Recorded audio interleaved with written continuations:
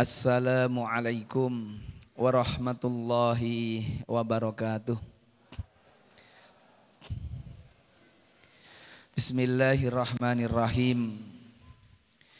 Alhamdulillahi rabbil alamin. Wabihi nasta'inu ala umuri dunya waddin.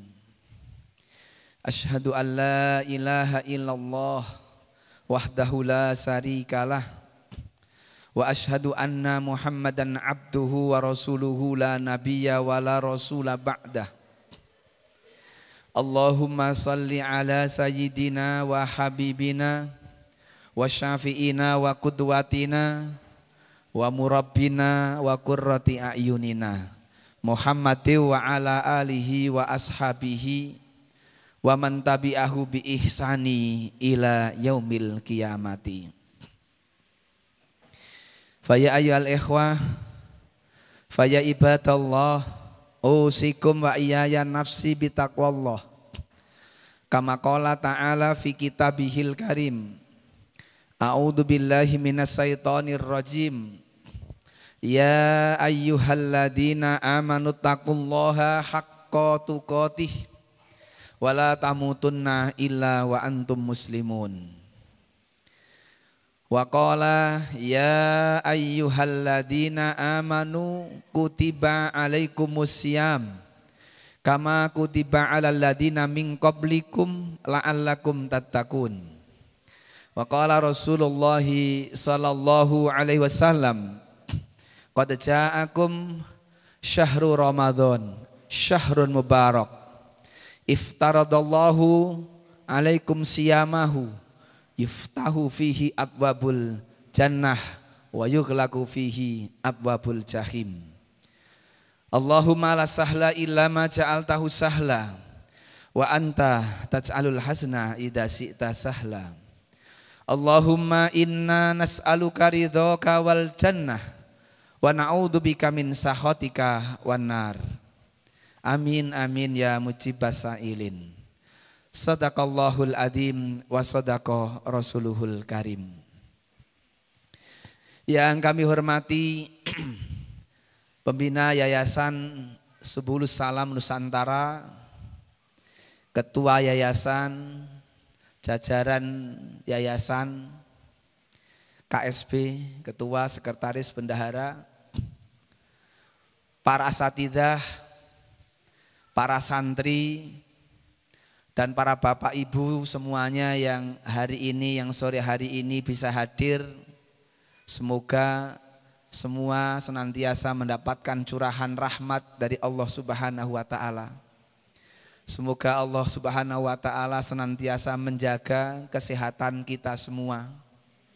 Yang dengan itu, dengan sehat itu kita bisa melaksanakan kegiatan-kegiatan yang positif, kegiatan-kegiatan yang bermanfaat, baik untuk kehidupan dunia kita, terlebih lagi nanti untuk kehidupan akhirat kita.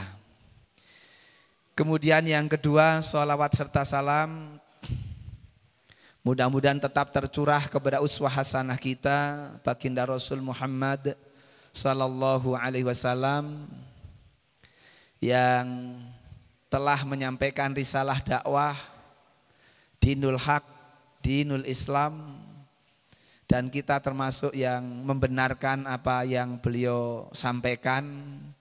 Kita meyakininya, kita jaga betul sampai kita nanti kelak menghadap Allah Subhanahu wa ta'ala.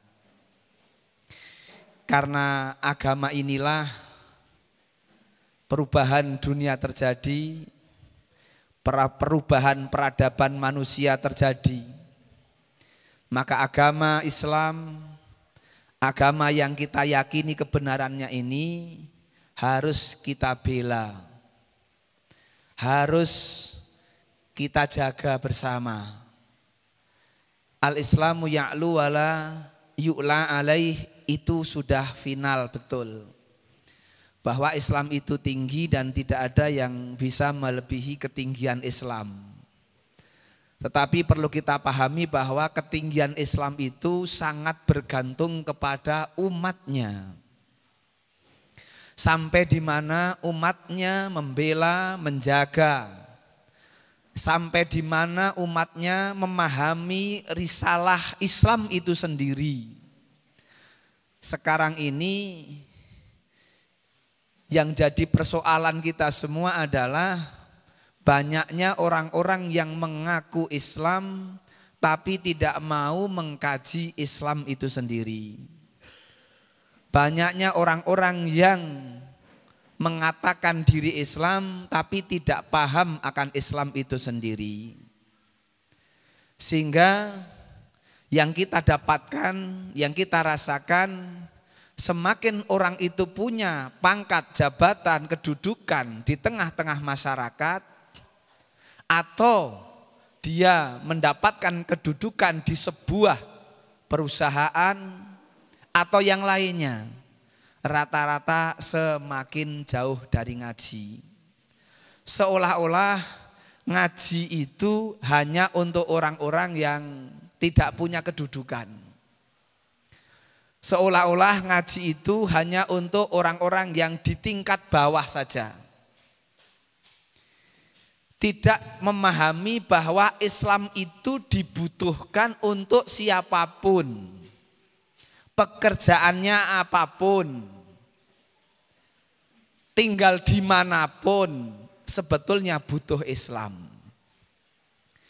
Maka untuk itulah sore hari ini kita bersama-sama mengkaji, terlebih akan dekatnya hari yang sungguh membahagiakan bagi mereka-mereka yang mampu menata hati untuk menyambut datangnya bulan suci. Karena rahman dan rahimnya Allah Subhanahu wa ta'ala kemudian memberikan sebuah kurikulum, program, software yang langsung dari Allah, yaitu tarbiyah di bulan Ramadan. Ini karena kasih sayang Allah kepada hambanya.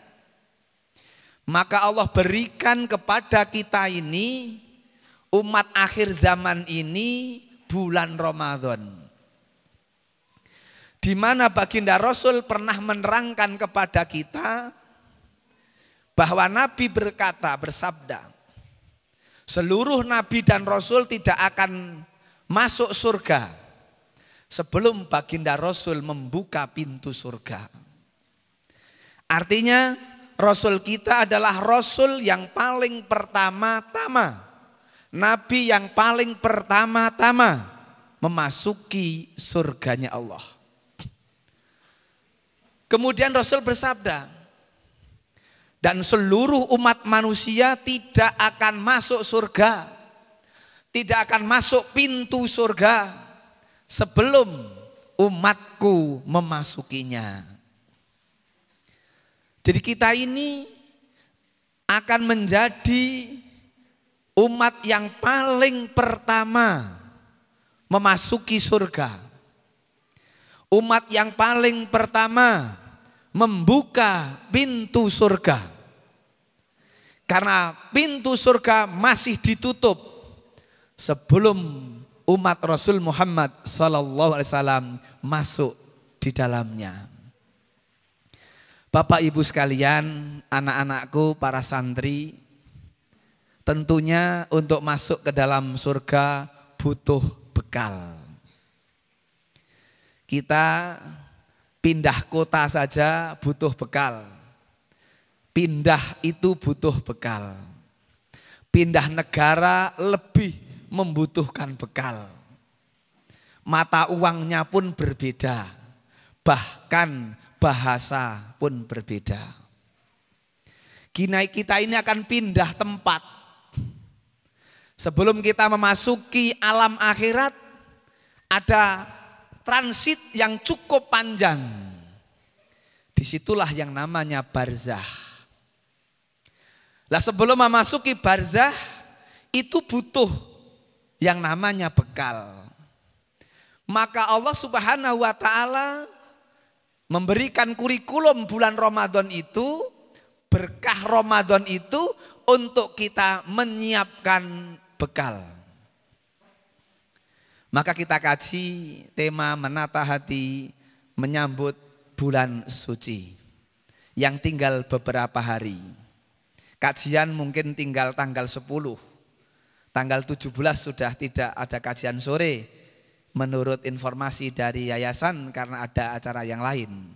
Berarti kajian di bulan Sya'ban, di mana di bulan Sya'ban inilah baginda Rasul mendapatkan perintah untuk saum di bulan Ramadan.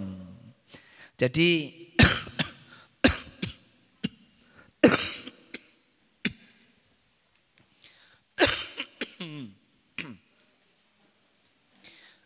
dimaafkan masih batuk Bapak Ibu. Terjadi pada bulan Sya'ban tahun 2 Hijriah. Jadi yang namanya perintah Ramadan itu ternyata turunnya pada bulan Sya'ban. 1 bulan sebelum Ramadan. Kenapa tidak di bulan Ramadan?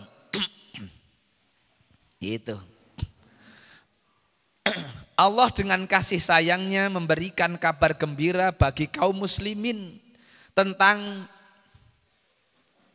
kewajiban puasa di bulan Ramadan. Jadi kewajiban puasa di bulan Ramadan itu, atau diwajibkannya puasa di bulan Ramadan itu datang pada tahun kedua setelah Rasulullah masuki kota Madinah. Tahun kedua setelah Rasulullah pindah dari Makkah menuju Madinah, baru ada perintah puasa. Dan pelaksanaannya setelah masuk bulan Ramadan itu. Tapi di bulan Sya'ban ini adalah perintahnya. Kenapa demikian nanti akan kita kaji Bapak Ibu sekalian. Ibnu Katsir mengatakan di bulan Sya'ban turun syariat Ramadan. Turun juga syariat zakat fitrah yang wajib dibayarkan sebelum hari raya. Zakat fitrah ini paket sama dengan Ramadan. Makanya kewajiban kewajiban membayar zakat fitrah itu sebelum sholat id diselenggarakan. Ini menurut Ibnu Katsir dalam tafsirnya menerangkan tentang kewajiban-kewajiban yang terkait dengan bulan Ramadan. Bapak Ibu sekalian, untuk apa disyariatkannya Ramadan itu justru pada bulan Sya'ban? Disinilah kemudian kita sering menyebut nama kata yaitu tarhib. Tarhib Ramadan. Apa itu tarhib? Itu. Bapak Ibu sekalian, agar Nabi memiliki kelapangan. Kata tarhib itu ya. Kata tarhib itu maknanya lapang. Tarhib Ramadan maknanya agar manusia itu, umat manusia yang akan melaksanakan siam Ramadan, hatinya sudah dipersiapkan sejak awal. Sebelum memasuki bulan Ramadan. Lapangkan dada untuk mempersiapkan diri akan datangnya syariat-syariat yang terkait di bulan Ramadan. Maka itu melapangkan dada.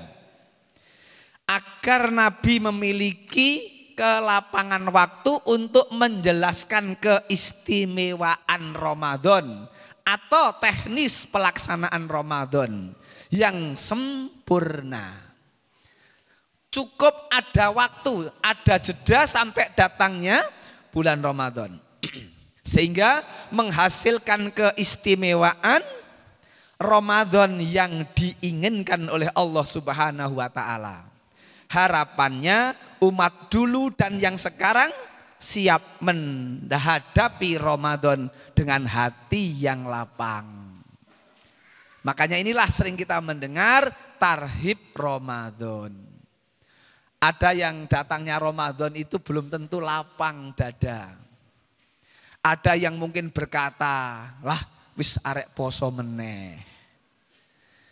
Lajeng nek pun ngoten langkeh pikirane njur bodho meneh. mongko bodho niku abot-abot kudu sido. Orang berpikir kepada jasadiah, raga. Yang dipikir adalah bagaimana memenuhi kebutuhan-kebutuhan ragawi. Bagaimana mulai memperbaiki rumah, minimal ngecat rumah. Bagaimana mulai memperbaiki dapurnya. Ada yang kemudian nambah regolnya dan pagar rumah. Jadi orang menyambut Ramadan itu yang kemudian yang paling ditunggu adalah hari raya, itu adalah dengan sesuatu yang sifatnya dohir. Pakaiannya baru, bahkan kasurnya pun baru. Sepertinya tidurnya itu hanya ketika mau hari raya. Sehingga kasurnya pun baru. Ini yang harus diluruskan bagaimana. Apa itu tidak boleh? Boleh saja. Boleh saja. Gitu. Tetapi yang paling pokok adalah nanti takwa itu ada takwa dimensi jasadiah, dimensi ruhiyah, dan fikriyah. Itu yang kita akan kaji sama-sama. Mudah-mudahan sampai jam 6 nanti. Bapak Ibu sekalian, hati yang lapang. Ya, hati yang lapang. Rohibi yurohibu tarhibun. Itu ya. Kata marhaban, bisa melihat ke slide. Kalau kita mau melapangkan hati, supaya apapun yang akan datang itu mudah, maka tambahkanlah tasdid. Jazakallah. Yes, oke.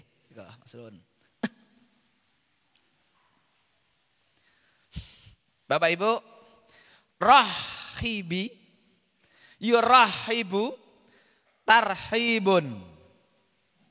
Gitu. Maka tarhib Ramadan adalah usaha kita untuk berusaha melapangkan hati menyambut bulan suci Ramadan.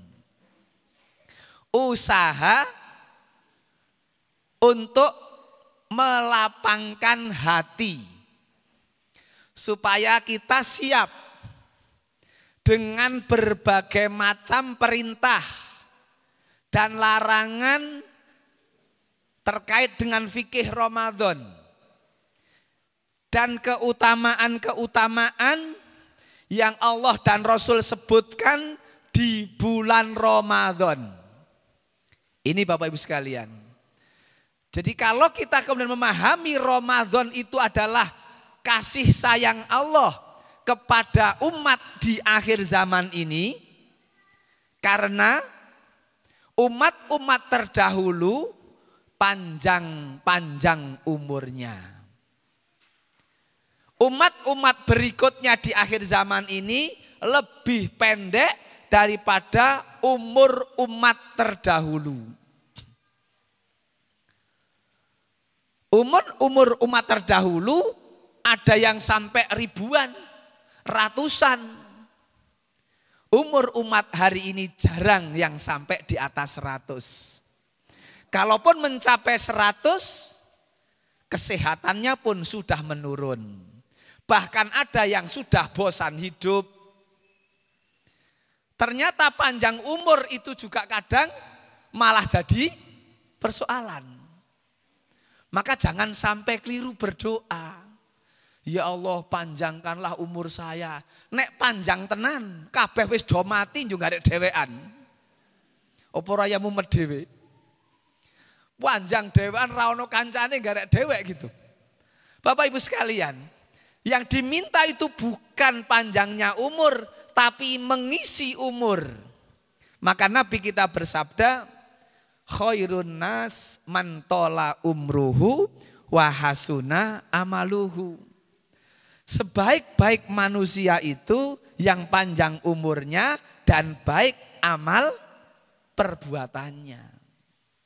Kalau umur panjang tidak diisi untuk perbuatan baik, yakin berat ketika menghadap hisab. Untuk itu Bapak Ibu sekalian, kita pahami ilmu. Umur umat orang-orang dulu, umat-umat terdahulu panjang-panjang. Maka kalau mereka taat, maka rapot mereka ketika dibuka bagus-bagus dan lama. Nabi Nuh alaihissalam 950 tahun dalam kebaikan dakwah. Itu kalau dibuka rapotnya bagus semua. Nabi Ibrahim alaihissalam 195 tahun. Nabi Ibrahim 195 tahun. Itu berbohong hanya 3 kali seumur hidup. Dusta, goroh hanya 3 kali Nabi Ibrahim seumur hidup. 195 tahun. Bohong ketika diajak konser, ya bahasanya kalau sekarang konser. Ada sebuah acara malam-malam gitu. Nabi Ibrahim berkata, saya fa'inni sakim, saya baru sakit gitu.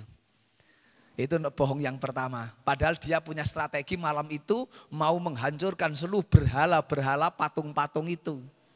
Sehingga dia tidak ajak teman-temannya, tidak mau berangkat. Kemudian bohong yang kedua, ketika ditanya tentang istrinya itu, beliau tidak ngaku kalau istri ketika masuk kota Mesir. Beliau mengaku ini saudaraku gitu. Ini saudaraku, saudara seiman. Karena dakwah di Babilonia sepanjang berapa tahun beliau berdakwah hanya dapat 1 orang, yaitu Sarah. Dapat dakwah hanya 1 orang yang ikut. Itu bohong kedua. Maka ketika masuk kota Mesir ditanya ini siapa? Ini saudaraku. Karena kalau menjawab saudaraku, istrinya nggak akan diganggu. Kalau menjawab istri, menjadi hukum Mesir, siapapun yang seorang suami membawa istri masuk kota Mesir, maka istrinya harus disetorkan kepada raja. Ditangkap oleh Algojo, ditangkap oleh tentara Mesir, disetorkan kepada raja. Maka ketika itu berbohonglah dengan mengatakan ini saudaraku. Walau akhirnya tetap ditangkap. Karena saking cantiknya Sarah. Kemudian yang ketiga berbohongnya Nabi Ibrahim adalah ketika ditanya siapa yang menghancurkan Tuhan-Tuhanku, kata Fir'aun. Dan para petinggi di pengadilan, hakim-hakim, Ibrahim mengaku itu yang menghancurkan patung-patung adalah patung yang paling besar gitu. Patung yang paling besar. Nah disitulah Nabi Ibrahim memberikan pelajaran kepada mereka saat itu. Bapak Ibu sekalian, umur-umur umat orang terdahulu itu panjang-panjang. Nek baik-baik lama sekali. Umur umat ini pendek-pendek. Maka diberitahukanlah petingan-petingan amal andalan agar seperti nilainya, panjangnya seperti orang-orang terdahulu. Itulah yang dimaksud. Maka kenapa harus Ramadan? Itulah nanti Bapak Ibu. Ini masih tarhib. Apa itu tarhib?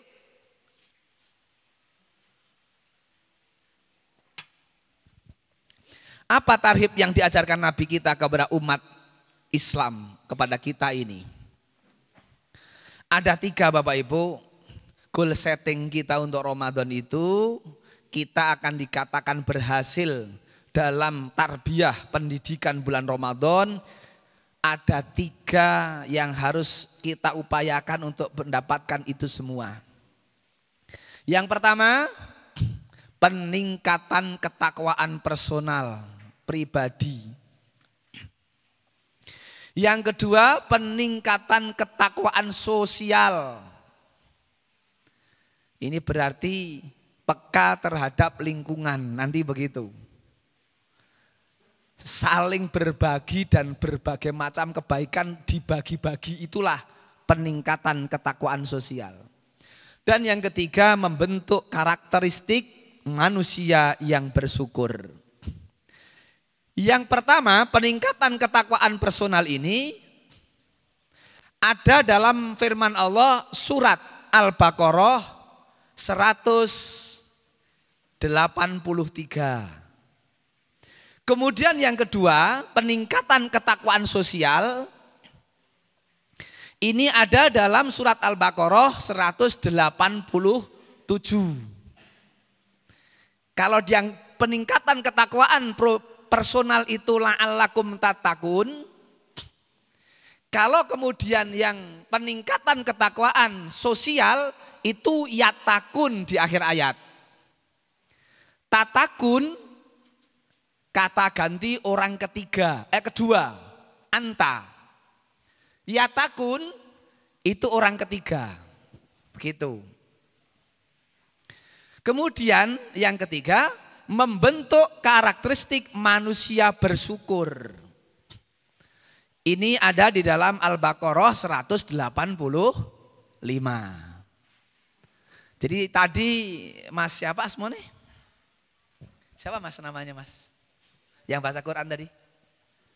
Rifki, Zefri, Zefi. Siapa? Zefi. Alhamdulillah ya. Bacaannya bagus tadi. Baca firman Allah surat Al-Baqarah 182 sampai 187 tadi. Al-Baqarah, Bapak Ibu ingkang ngasta HP Android, aplikasi Quran coba dicek. Quran penjenengan sama ndak dengan Qurannya Mas Jevi tadi? Al-Baqarah 182, tapi yang saya maksud Al-Baqarah 183 sampai 187. Jadi ayat yang menerangkan paket Ramadan itu 5 ayat. Tetapi kita sering mengkaji hanya 1 ayat. Yaitu ayat yang ke-183 saja. Berhenti sampai la'allakum tattaqun. Itulah yang masuk dimensi peningkatan ketakwaan personal. Ketakwaan pribadi. Itu. Maka kalau dilanjutkan nanti ada peningkatan ketakwaan sosial, kepekaan terhadap lingkungan, kepedulian kepada yang lain. Inilah yang diajarkan oleh Allah dan Rasul-Nya kepada kita. Bahkan peningkatan ketakwaan sosial ini pun Bapak Ibu, ada hadis yang menerangkan barang siapa. Barang siapa itu enggak pas ya, barang kok. Sesiapa saja gitu maksudnya yang pas itu. Nek barang itu kan barang ya. Sesiapa saja itu yang memberi berbuka kepada orang yang berbuka, maka dia mendapatkan pahala seperti orang yang berpuasa, tanpa mengurangi pahala orang yang berpuasa. Ini kan dimensi sosial, berbagi. Tapi ini kalau ngajinya nggak selesai, yang terjadi dia nggak akan berpuasa, cukup memberi buka. Jadi dia senang memberi buka kepada orang yang berpuasa karena mendapatkan pahala yang sama seperti yang berpuasa. Maka dia mungkin tidak berpuasa, hanya cukup memberi orang berbuka orang yang berpuasa. Bukan begitu maksud ayat. Inilah yang harus dipahami, ngaji itu butuh guru. Ngaji itu butuh pembimbing. Kalau baca hadis itu, kan gitu. Siapa yang memberi buka orang yang berpuasa, maka dia akan cukup nanti berbuka. Saya pernah mendapatkan cerita Bapak Ibu sekalian di Jakarta, orang terkaya di Indonesia nomor 3, agamanya Islam. Ketika bulan puasa, dia ditanya oleh anak buahnya, "Bos, kok tidak berpuasa?" Apa jawabnya? "Saya kan mampu fidyah," gitu. Saya mampu fidyah. Jadi seolah-olah kalau sudah bisa berfidyah itu, bisa memberi itu, dia sudah tidak berpuasa. Sungguh kasihan ketika salah memahami atau mungkin menyepelekan puasa. Padahal ada syarat di dalam Al-Baqarah 183 hingga 187 itu, siapa yang harus fidyah, siapa yang harus qadha. Itu fikih Ramadan. Siapa yang harus fidyah? Yang mengganti di tempat di hari yang lain itu qadha. Kalau fidyah mengganti makanan kepada orang miskin. Di mana orang yang membayar fidyah memang nanti di hari yang lain dia tidak mampu untuk mengganti lagi. Kalau qadha itu karena adanya kemungkinan nanti bisa mengganti. Gitu kalau qadha. Maka diganti di hari lain. Ada harapan bahwa nanti di hari lain punya kemampuan. Orang yang membayar fidyah karena di hari lain pun malah mungkin semakin tidak mampu. Misalnya faktor karena usia dan seterusnya. Demikianlah syariat, kurikulum yang disampaikan oleh Allah dan Rasulnya agar dipahami sebelum hari-hari puasa itu datang. Bapak Ibu, Ramadan itu punya 3 tujuan ini.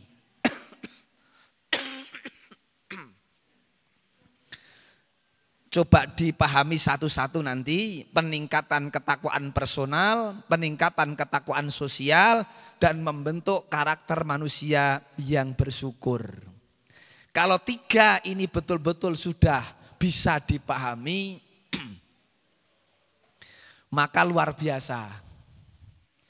Negeri ini akan menjadi negeri yang baldatun thayyibatun. Dan insya Allah warobun ghafur. Karena orang-orang yang ada penghuni negeri ini adalah orang-orang yang bertakwa secara pribadi, bertakwa secara sosial, kebersamaan, bertetangga, bermasyarakat dan bernegara. Dan menjadi manusia-manusia yang punya karakter bersyukur.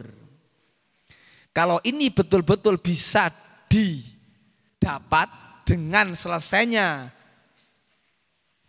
pembelajaran selama bulan Ramadan, maka munculnya keberkahan bumi ini akan segera didapat. Karena adanya program yang langsung dari Allah dan Rasulnya, yaitu bulan Ramadan. Baik Bapak Ibu sekalian,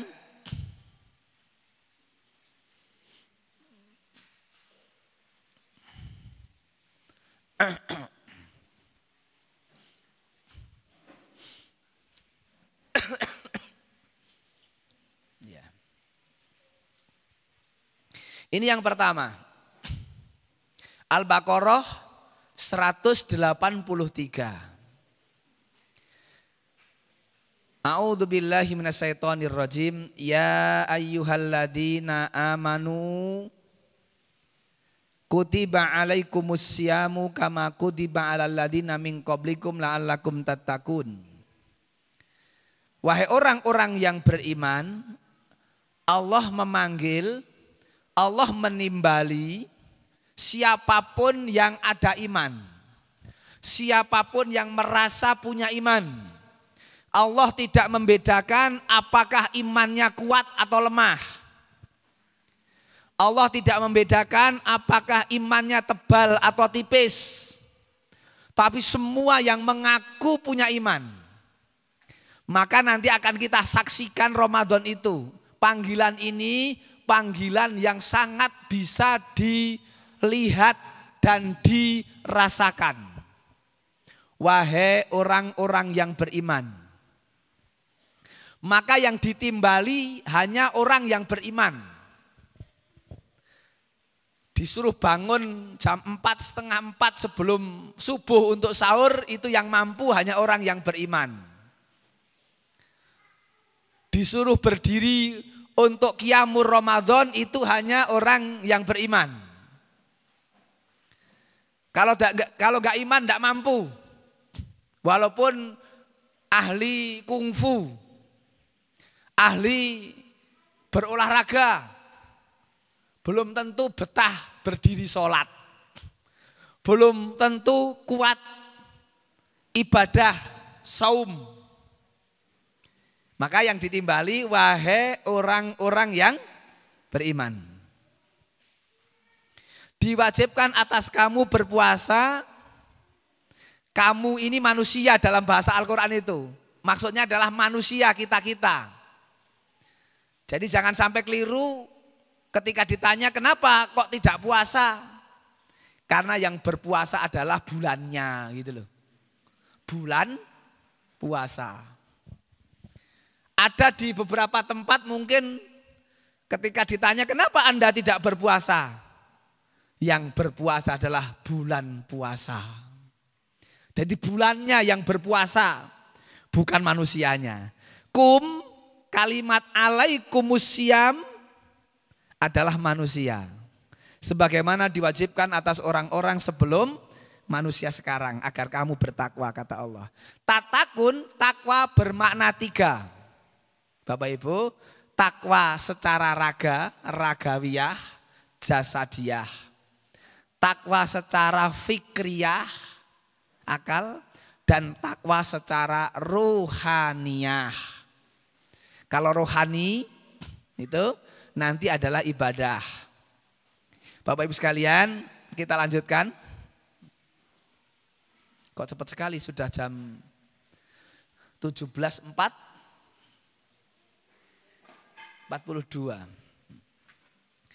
Baik Bapak Ibu, kita lihat ke slide. Setiap tempat memiliki bekal masing-masing. Maka jika di dunia saja kita berserius untuk mencari bekal supaya ada ketenangan. Mencari ketenangan itu dengan cara berbekal. Kita biar besok bisa makan harus bekerja, biar nyaman, biar tenang. Bekerja itu untuk mencari kenyamanan. Mencari ketenangan. Seharusnya kita juga memikirkan bekal nyaman di akhirat. Bekal nyaman di akhirat. Orang hidup itu nyari kenyamanan, nyari ketenangan. Yang kemudian sering disebut sakinah. Gitu. Tenang, bahagia. Juga disebut mutmainah. Kalau sholat disebut tumakninah. Itu sifatnya orang sholat, tumakninah. Itu. Mutmainah itu sama, ketenangan, kenyamanan. Maka sesungguhnya orang hidup itu nyari tenang, nyari nyaman. Yang dicari adalah bagaimana hidup ini melaksanakan hidup dengan baik. Bapak Ibu sekalian, ketika kemudian hidup ini tidak nyaman, susah betul hidup itu. 1 hari rasanya lama, 1 jam rasanya lama, karena nggak nyaman, karena nggak tenang. Manusia diberi akal oleh Allah untuk bagaimana mencari cara agar nyaman. Maka diantaranya adalah berbekal gitu. Baru ngaji sebentar, ya sampai maghrib. Ya asik, ya maaf, ya bisa ya. Ya bisa ini. Bapak Ibu sekalian, jadi kita ini sekarang kalau yang sedang bekerja harus jadi karyawan pabrik, harus jadi karyawan perusahaan, harus menjadi apapun kita ini agar apa? agar kita mendapatkan ketenangan dan kenyamanan. Maka untuk menghadapi Bapak Ibu dunia sampai akhirat yang harus ada masa transit, ada stand plat, kalau sekarang namanya terminal. Ada terminal namanya barzah, yang kita tidak tahu sampai kapan barzah itu terjadi. Yang jelas barzah lebih lama daripada kehidupan dunia. Tetapi akhirat lebih lama daripada barzah.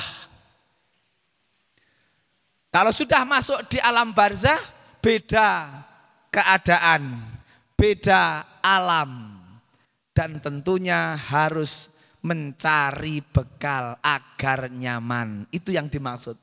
Maka Ramadan itu digunakan untuk berbekal dalam rangka mencari kenyamanan di alam barzah dan alam-alam berikutnya. Kesempatan untuk berbekal hanya ketika di dunia. Maka Allah Subhanahu wa taala menerangkan bagaimana berbekal yang benar. Rasul menerangkan bagaimana berbekal yang benar. Kalau sampai berbuat salah, Allah dan Rasulnya pun mengajarkan bagaimana menghapus sebuah kesalahan. Sampai-sampai diterangkan bahwa yang namanya al-hasanat yudhibnas sayyi'at. Bahwa yang namanya kebaikan al-hasanah itu nanti akan menghapus, menghilangkan as-sayyi'at. Maka dalam hadis wa'ad bi'is-sayyi'atal hasanata tamhuha. Kita pun sampai urusan itu dibimbing agar ketika menghadap Allah dengan keadaan terbaik. Dengan bekal yang terbaik. Maka Ramadan perlu dipersiapkan. Mau berapa kali khatam kalau mau baca Quran. Mau berapa tambah juz atau tambah lembar ketika mau menghafal. Mau berapa amal yang dikerjakan di bulan Ramadan kalau itu harus diamalkan bentuk-bentuk amal nyata. Semacam sodakoh, infak dan sebagainya. Sudah dipersiapkan berapa rupiahnya, berapa lembar juznya. Jangan sampai Ramadan berlalu kita tidak siap dengan bekal-bekal itu sendiri. Jangan sampai Ramadan berlalu kita tidak khatam Al-Quran dalam membacanya. Maka harus diagendakan. Bapak Ibu sekalian, mengapa Ramadan? Kenapa Allah kemudian memilih Ramadan ini untuk menjadi satu program terbaik bagi umat Islam? Di antaranya kita saksikan yang tidak pernah ke masjid kalau Ramadan ke masjid, betul? Iya. Maka iman yang dipanggil oleh Allah itu tidak hanya iman yang kuat, iman yang lemah. Begitu. Yang sering berbuat maksiat, kalau sudah datang Ramadan minimal berhenti maksiat. Karena takut puasanya batal.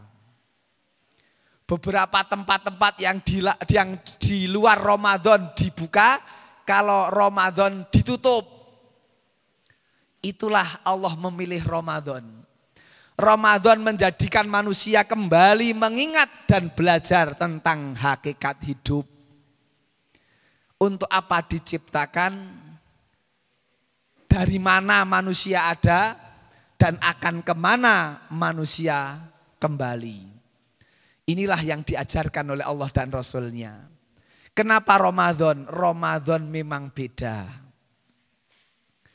Yang biasanya tidak ke masjid itu bisa di soft 1. Bukan berarti yang di soft 1 tidak pernah ke masjid loh ya. Bukan begitu ini. Jadi rata-rata orang kalau Ramadan beda. Kalau pagi-pagi gitu biasanya mungkin tidur, ini sudah bangun. Sudah pada datang ke masjid. Ada hawa, ada rasa yang berbeda yang kita rasakan. Maka kalau antara Ramadan dengan tidak Ramadan sama, sungguh menjadi orang-orang yang rugi. Mengapa Ramadan? Yang lemah Allah kuatkan. Yang menengah Allah dekatkan. Yang dekat Allah tambahkan. Itulah Ramadan. Surat Al-Baqarah 183 ini panggilan Allah untuk siapa saja yang beriman. Allah tidak melihat iman yang kuat atau iman yang lemah. Semua ada rasa berbeda. Yang biasanya tidak sholat malam, sholat malam. Sholat malamnya apa? Tarawih. Tarawih hukumnya wajib atau sunat? Sunat. Sholat maghrib wajib atau sunat? Wajib. Tetapi bisa kita saksikan. Hari-hari seperti ini maghrib lebih banyak jamaahnya daripada isya. Tapi nanti Ramadan isya lebih banyak daripada maghrib. Betul? Kenapa? Karena ada tarawih. Kalau nggak ada tarawih nggak isyaan itu. Kalau nggak ada tarawih nggak berangkat ke masjid. Maka yang lemah Allah kuatkan.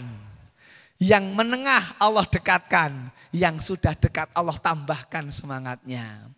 Yang biasanya ngaji selapanan menjadi mingguan. Yang ngajinya mingguan, ngajinya harian. Ini kalau Ramadan sudah datang itu yang biasanya enggak ngaji-ngaji. Ada yang ngajinya minta tiap seminggu sekali. Padahal kita biasanya 8 sekali. Berarti minta 4 kali dalam 1 bulan. Yang enggak pernah ngaji aja ngaji. Apalagi yang biasanya ngaji. Maka kadang-kadang kalau mendekati Ramadan malah banyak hataman. Kok malah hataman? Padahal ini mendekati untuk menambah. Kadang-kadang kita sulit sekali mau berbuka bersama para ustadz itu. Mau berbuka bersama dengan istri, dengan anak itu berat, sulit. Karena diajak berbuka di mana, berbuka bersama di rumah makan sana, berbuka bersama di rumah makan sini. Sebelumnya kajian dulu. Yang enggak ada undangan itu undangan berbuka bersama. Kok berbuka? Kenapa? Bersaur itu apa? Nek berbuka banyak, nek bersaur jarang. Undangan sahur bersama, kira-kira do pamit niku. Mosok tangi turu mengarek dahar megah tuh. Kalau undangan berbuka bersama pada datang, walaupun tidak puasa tetap datang kok, yakin itu. Minimal latihan bukoh lah. Kalau kemudian latihan sahur ragelem. Undangan sahur bersama, latihan sahur abot toh. Karena memang inilah fisik, harus takwa. Badan harus takwa. Sampai Rasul mengatakan di dalam makan sahur itu ada berkah gitu loh. Di dalam makan sahur ada berkah. Karena memang makan sahur itu berat. Rata-rata kalau makan sahur jarang yang tanduk. Wonten sing tanduk. Umurnya sudah 70 tahun tanduk. Wah jan peng-pengan niku. Nek canom 17 tahun ya ora kagok, ora kaget ya kan. Tapi udah sepuh, semakin tambah hari berpuasa, semakin mendekati habis masa puasa, maem dahar ngunjuknya soyo sekede. Itulah perlatihan fisik. Di waktu siang hari, pas enak-enaknya makan minum, itu kita disuruh menahan sampai nanti terbenamnya matahari. Saenak-enaknya dahar ya siang lah. Unjukan siang, apalagi ada es degan ngono. Jam 1 siang kok enak. Loh kok es degan kok jam setengah 4. Setengah 4 dini hari, berat. Maka inilah batin rasa ditekan untuk taat. Demikianlah Allah Subhanahu wa taala membuat program ini agar manusia menjadi secara personal la'alakum tatakun. Coba kita cermati ayat. Ini ayat. Pada kata ya ayyuhalladzi mengisyaratkan panggilan bagi keseluruhan orang yang beriman. Entah itu iman yang kuat atau iman yang lemah. Maka ayat di atas dikerucutkan kepada hadis berikut. Ini hadisnya. Man qoma Ramadhana imanan wahtisaban ghufira lahu ma taqaddama min dzanbihi. Barang siapa, ini masih barang siapa. Sesiapa melakukan sholat tarawih dengan rasa iman dan ikhlas. Kenapa ikhlas di situ maksudnya adalah ikhtisab, hitung-hitungan. Karena namung datang Allah anggenipun nyuwun dihitung. Hanya kepada Allah saja minta dihitung. Tidak minta diperhitungkan di sisi manusia. Maka disinilah yang kemudian kata imanan wahtisaban. Jadi hanya pengen dilihat Allah, maksudnya dihitung itu. Maka di situ maknanya ikhlas, maka diampuni dosanya yang telah lewat. Seandainya kesalahan-kesalahan, kekhilafan sudah dihapus, alangkah bahagianya. Bapak Ibu, umur kita antara 60 sampai 70. Buat tidur sepertiga. Kalau umur 60 tidurnya 20 tahun. Tambah masih untuk akil balik 10 tahun atau 15 tahun misalnya. Yang 60 kurangi 20 masih 40. 40 kurangi 10 masih 30. Taruhlah kalau kemudian 30 tahun kita hidup, yang betul-betul untuk ibadah kepada Allah itu berapa tahun? Terus yang betul-betul ibadah kepada Allah itu ikhlas itu yang berapa tahun? Terus masih di dalam hidup itu tambahi dengan kesalahan dan kemaksiatan. Ini kira-kira untuk menghadap Allah berbekal apa? Untuk masuk di alam barzah dan berikutnya masuk ke alam akhirat. Itu hitung-hitungan mengerikan. Berapa yang sudah kita perbuat baik dan buruk itu. Maka Ramadan itu menjadi solusi. Siapa yang mendapatkan Lailatul Qadar, di malam itu dia sedang beribadah, entah tadarus Al-Quran, entah qiyam Ramadan di malam itu, disebut malam itu sejak matahari terbenam sampai nanti waktu subuh. Maka kalau malam itu bisa untuk beribadah, deres, tadarus, sholat malam, dan amal-amal yang lainnya itu bernilai seperti lebih dari 1000 bulan. 1000 bulan itu 83 tahun 4 bulan. Umurnya tidak nyampe 70 misalnya. Tapi beramal di malam itu bersamaan dengan Lailatul Qadar, maka nilainya lebih, bukan sama, lebih. Yang kedua Bapak Ibu, man qoma Ramadhana imanan wahtisaban. Yang kedua Allahumma ini, bukan itu. Yang ketiga, Allahumma innaka afun tuhibbul afwa fa'fu anni. Ini pertanyaan Ibunda Aisyah kepada baginda Rasulullah SAW, ya Rasul, bagaimana doa ucapan yang aku harus ucapkan ketika kami ini mendapati malam Qadar, Lailatul Qadar. Maka Rasulullah mengajarkan doa ini, Allahumma innaka afuwun tuhibbul afwa fa'fu anni. Maka bacaan ini dibaca rata-rata setelah tanggal 21. Bacaan Allahumma innaka afuwun itu dibaca setelah masuk tanggal 21. Karena ada prediksi dari Kanjeng Nabi, Lailatul Qadar itu jatuh pada 10 hari terakhir. Dan ada lebih dekat lagi pada hari-hari ganjil. Dan ganjil saja perbedaan pendapat para ulama dimulai dari depan atau dari belakang. Maka tidak bisa kita menyengaja 21, 23, 25. Ya kalau dari depan. Kalau dari belakang, begitulah. Makanya 10 hari terakhir untuk lebih ditingkatkan ibadahnya.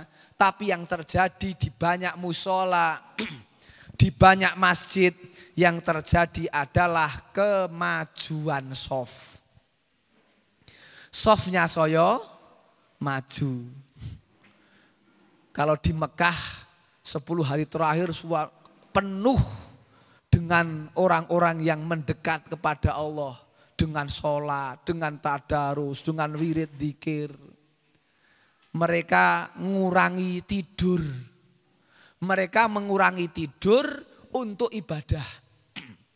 Di Indonesia 10 hari terakhir mengurangi tidur untuk buat kuping gajah. Dan tai kucing. Untuk cacing. Ya kan? Sama-sama mengurangi tidur tapi digunakan untuk buat onde-onde ceplis. Dan sebagainya dan sebagainya. Ini yang terjadi. Maka nanti pada tanggal 1 Syawal semua diletakkan di depan meja dan hanya disawang. Jarang yang makan sampai nanti akhir Syawal wis ambune tengik turah-turah.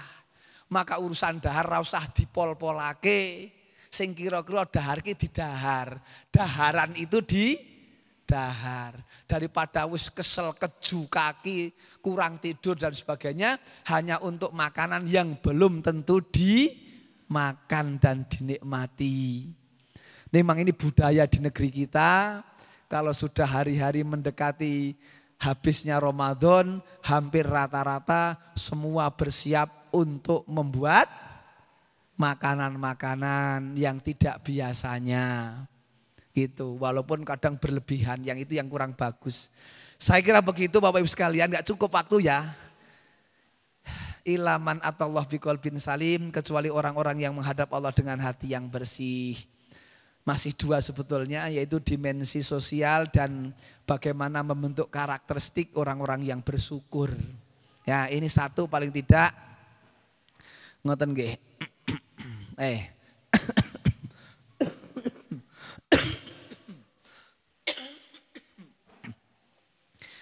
Bapak Ibu, Ramadan adalah kurikulum untuk mengajarkan kita agar ketika pulang kita memiliki bekal yang cukup sehingga akhir cerita hidup kita adalah husnul khotimah. Sekali lagi, Ramadan adalah kurikulum untuk mengajarkan kita agar ketika pulang menghadap Allah dengan keadaan yang terbaik. Sudah maghrib ya Bu ya. Pun mekatan mugi-mugi manfaat. Akhirnya kita cukupkan sekian. Kita tutup dengan doa penutup majelis. Subhanakallahumma wa bihamdika asyhadu an la ilaha illa anta astaghfiruka wa atubu ilaik. Kurang lebihnya mohon maaf. Assalamualaikum warahmatullahi wabarakatuh.